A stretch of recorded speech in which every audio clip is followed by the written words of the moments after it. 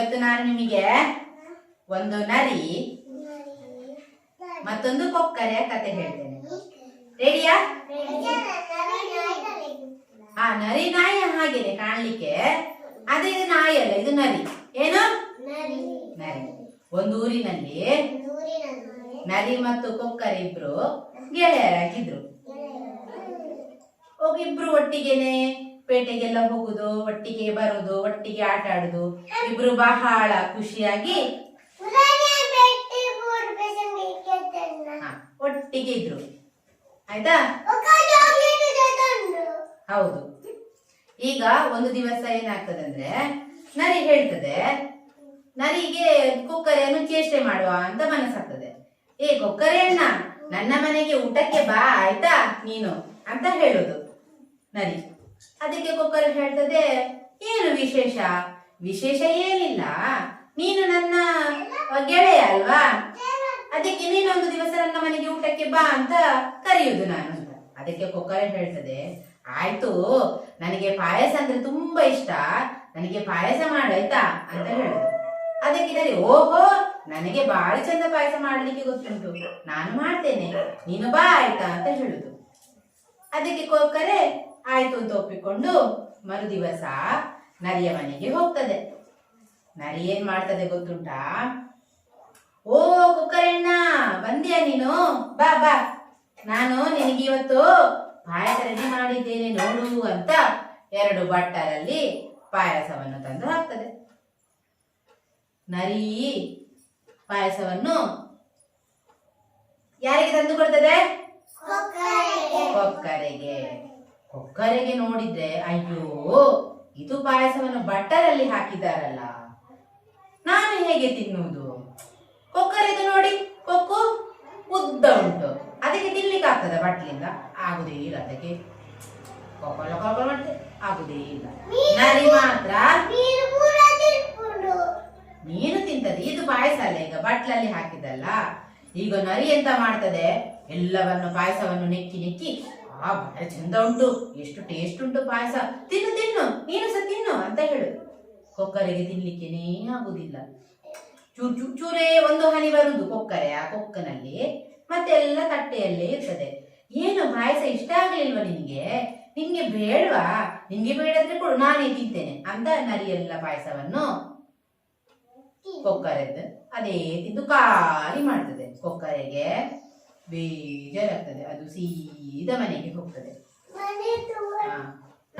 ಮತ್ತೆ ನರಿ ತಟ್ಟೆಯನ್ನೆಲ್ಲ ತೆಗೆದಿರ್ತದೆ. ಮರುದಿವಸ ಹೀಗೆ ಬಲಾಗ್ತದೆ. ಮರುದಿವಸ ಕೊಕ್ಕರೆ ಒಂದು ಉಪಾಯ ಮಾಡ್ತದೆ, ಈ ನರಿಗೆ ಬುದ್ಧಿ ಕಲಿಸ್ತೇನೆ, ನನ್ನ ಮನೆಗೆ ಸಹ ಬರ್ಲಿಕ್ಕೆ ಹೇಳ್ಬೇಕು ಅಂತ. ಕೊಕ್ಕರೆ ಏನ್ ಮಾಡ್ತದೆ, ನರಿಯಣ್ಣ, ನನ್ನ ಮನೆಗೆ ಸಹ ಒಂದು ದಿವಸ ಊಟಕ್ಕೆ ಬಾ ಆಯ್ತಾ, ನಿನಗೆ ಯಾವುದು ಇಷ್ಟ ಅದನ್ನು ಮಾಡ್ತೇನೆ ನಾನು ಅಂತ. ಅದಕ್ಕೆ ನರಿ ಹೇಳ್ತದೆ, ನನಗೆ ಪಾಯಸ ತುಂಬಾ ಇಷ್ಟ, ನಿನ್ನ ಮನೆಯಲ್ಲಿ ನೀನು ಪಾಯಸ ಮಾಡಿ ನನಗೆ ತಿನ್ನಿಸು ಅಂತ. ಅದಕ್ಕೆ ಕೊಕ್ಕರೆ ಹೇಳ್ತದೆ, ಆಯ್ತಾಯ್ತು, ನಿನಗೆ ಪಾಯಸ ಇಷ್ಟವಾ, ಪಾಯಸ ಮಾಡುವ, ನೀನು ಬಾ. ಆಗ ಏನಾಗ್ತದೆ, ಕೊಕ್ಕರೆ ಹೋಗಿ ಪಾಯಸವಲ್ಲಿ ರೆಡಿ ಮಾಡ್ತಾ ಇರ್ತದೆ. ಇಡೀ ಕಾಡೆಲ್ಲ ಘಮ ಘಮ ಪರಿಮಳ, ಪಾಯಸದ ಪರಿಮಳದಿಂದ ಕಾಡು ತುಂಬಿ ಹೋಗಿದೆ. ನರಿ ಬರ್ತದೆ, ಪಾಯಸದ ಘಮ ಘಮ ತೆಗೆದು, ಇವತ್ತು ನನಗೆ ಭರ್ಜರಿ ಊಟ ಉಂಟು, ನಾನಿವತ್ತು ಕೊಕ್ಕರೆ ಮನೆಯಲ್ಲಿ ಊಟ ಮಾಡ್ತೇನೆ ಅಂತ ಹೋಗ್ತದೆ. ಕೊಕ್ಕರೆ ಪಾಯಸವನ್ನು ತಂದಿಡ್ತದೆ, 2 ಹೂಜಿಯಲ್ಲಿ ತರ್ತದೆ. ಕೊಕ್ಕರೆದಾದ್ರೆ ಕೊಕ್ಕು ಉದ್ದ ಉಂಟು, ಅದಕ್ಕೆ ಇದರಲ್ಲಿ ಈಗ ಕೊಕ್ಕು ಹಾಕಿ ಪಾಯಸ ತಿನ್ಲಿಕ್ಕೆ ಆಗ್ತದೆ. ನರಿಗೆ ತಿನ್ಲಿಕ್ಕೆ ಆಗುದೇ ಇಲ್ಲ. ಕೊಕ್ಕರೆ ಎಷ್ಟು ಟೇಸ್ಟ್ ಉಂಟು ಪಾಯಸ ಅಂತ ಎಲ್ಲ ತಿಂದು ತಿಂದು ತಿಂದು ತಿಂದು ಖಾಲಿ ಮಾಡಿಬಿಡ್ತದೆ. ನರಿಗೆ ಹೇಳ್ತದೆ, ತಿನ್ನು ನರಿಯಣ್ಣ, ತಿನ್ನು, ಪಾಯಸ ಎಷ್ಟು ಟೇಸ್ಟ್ ನೋಡು, ನೀನು ಒಮ್ಮೆ ತಿಂದು ನೋಡು, ತಿನ್ನು ಅಂತ ಹೇಳುದು. ತಿನ್ಲಿಕ್ಕೆ ಆಗ್ತದಾ? ಆಗುದಿಲ್ಲ. ನರಿಗೆ ಎಷ್ಟು ಟೇಸ್ಟ್ ಪಾಯಸ, ನನಗೆ ತಿನ್ಲಿಕ್ಕೇನೇ ಆಗುದಿಲ್ಲ, ಈಗ ಪೂಜೆಯಲ್ಲಿ ಹಾಕಿಕೊಟ್ರೆ ನಾನು ಹೇಗೆ ತಿನ್ನುವುದು ಅಂತ. ಅದಕ್ಕೆ ಹೇಳ್ತದೆ ನರಿ, ನೀನು ಯಾಕೆ ಹೂಜಿಯಲ್ಲಿ ಹಾಕಿ ಕೊಟ್ಟದ್ದು ಅಂತ. ಅದಕ್ಕೆ ಕೊಕ್ಕರೆ ಹೇಳ್ತದೆ, ಹೌದು, ನಿನ್ನ ಮನೆಗೆ ಬಂದಿರುವಾಗ ನನಗೆ ತಟ್ಟೆಯಲ್ಲಿ ಊಟ ಹಾಕಿ ಕೊಟ್ಟಿದ್ದಿ, ನನಗೆ ತಟ್ಟೆಯಲ್ಲಿ ತಿನ್ಲಿಕ್ಕೆ ಆಗ್ತದಾ?